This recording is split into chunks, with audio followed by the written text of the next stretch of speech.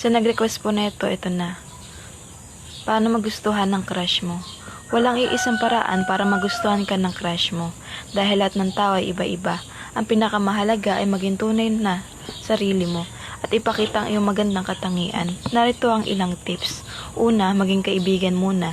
Magsimula sa pagiging magandang kaibigan. Kilalanin mo siya na mabuti, alamin ang kanyang mga hilig at interes. Maging interesado sa kanyang sinasabi at makinig na mabuti. Magpakita ng interes. Magtanong tungkol sa kanyang araw, sa kanyang mga ginagawa at sa kanyang mga iniisip. Ipakita na pinapahalagahan mo siya bilang isang tao. Maging kumpiyansa. Ang tiwala sa sarili ay kaakit-akit. Panatilihing positibo ang iyong pananaw sa sarili at huwag matakot na ipakita ang iyong mga talento at kakayahan. Mag-ayos at magpaganda.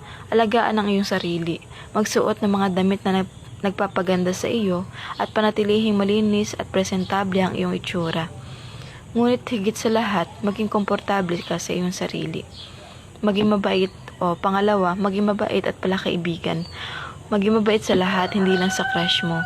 Ang pagiging mabait ay isang magandang katangian na nakakaakit ng mga tao. Pangatlo, huwag masyadong magmadali. Bigyan ng oras ang relasyon ninyo na umunlad. Huwag masyadong ipilit ang iyong sarili. Pahintulutan ng mga bagay na mangyari ng natural. Maging sarili mo.